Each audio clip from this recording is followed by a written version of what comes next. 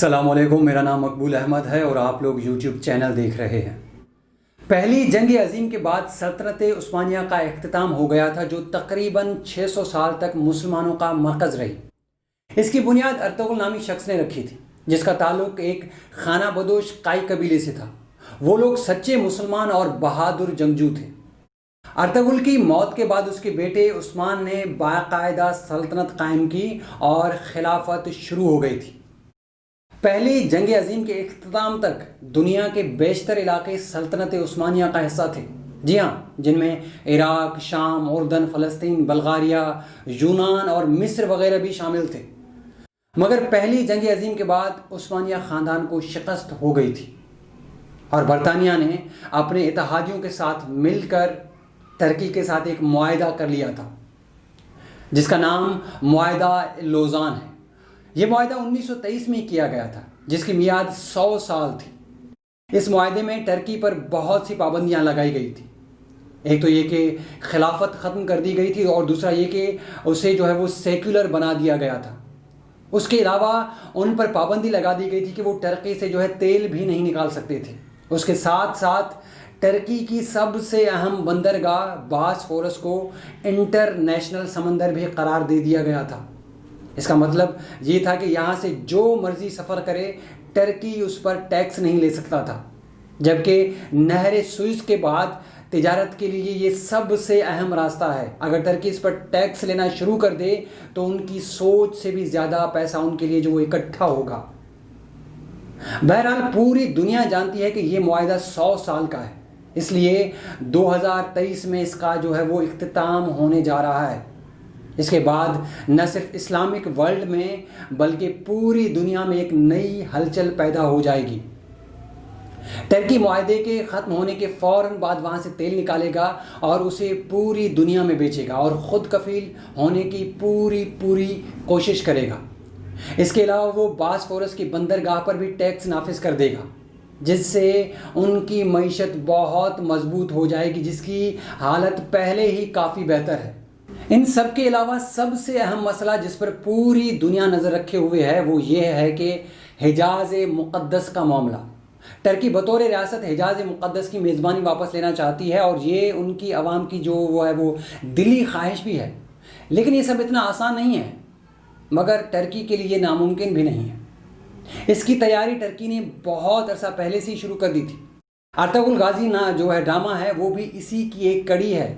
یہ ڈرامہ اس وقت نہ صرف مسلم ممالک بلکہ پوری دنیا میں بہت مشہور ہو چکا ہے، مگر اس حقیقت سے بھی انکار نہیں کیا جا سکتا کہ مشہور ہونے کے ساتھ ساتھ بہت ہی جگہوں پر اسے متنازع بھی بنا دیا گیا ہے۔ دنیا کے بیشتر ملکوں میں اب اس پر وہ پابندی بھی لگائی جا چکی ہے۔ لیکن کمال بات یہ ہے کہ جیسے علامہ اقبال نے اپنی شاعری کے ذریعے برصغیر کے مسلمانوں کو غفلت کی نیند سے جگایا تھا، اسی طرح ترکی بھی وہ اس ڈرامے سے ایسا ہی کام لے رہا ہے۔ مگر قابل توجہ بات یہ ہے کہ اس سارے کھیل میں پاکستان سب سے اہم کھلاڑی ثابت ہوگا۔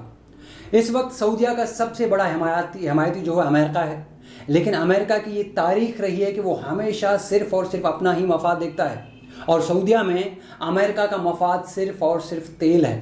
اس وقت بھی سعودیہ سے تقریباً سارا تیل امریکن کمپنیاں ہی نکال رہی ہیں، مگر چونکہ کرونا وائرس کی وجہ سے آئل انڈسٹری بری طرح متاثر ہوئی ہے اور معاہدہ ختم ہونے کے بعد ترکی بھی اپنا تیل عالمی منڈی میں لے آئے گا، اس سے پیٹرول کی قیمتیں اور بھی کم ہو جائیں گی۔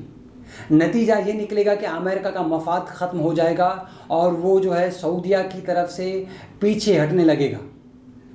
ان تمام عوامل کو مد نظر رکھتے ہوئے یہ کہنا غلط نہیں ہوگا کہ سعودیہ کا وہ آخری سہارا صرف اور صرف پاکستان ہی ہوگا، اور اس بات کی گواہی تو تاریخ بھی دیتی ہے کہ جب بھی سعودیہ پر برا وقت آیا، پاکستان نے ہی دل و جان سے ان کی مدد کی ہے۔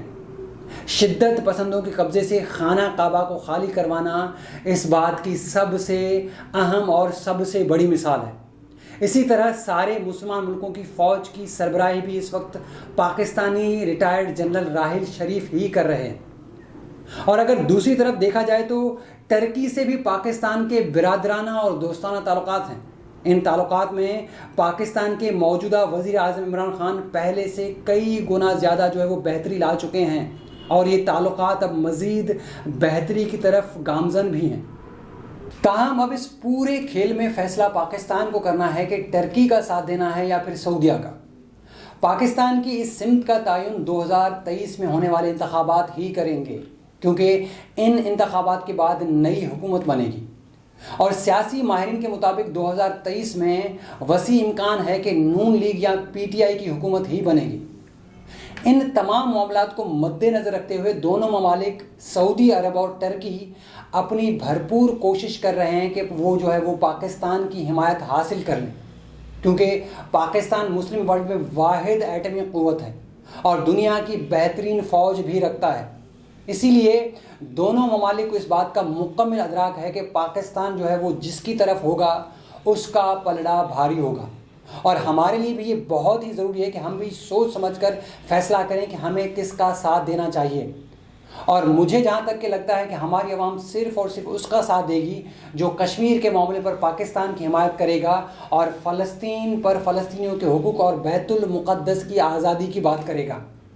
اور وقت آہستہ آہستہ خود ہی صاف کر رہا ہے کہ سعودی عرب اور ٹرکی میں سے کون کشمیر اور فلسطین کے معاملے پر وہ پاکستان کا ساتھ دے رہے ہیں۔ اگلی ویڈیو تک کے لیے اجازت دیجیے گا۔ اپنا اور ہمارے اس چینل کا خیال رکھیے گا، اسی طرح ہمارے چینل کو سپورٹ کرتے رہیں۔ اللہ حافظ۔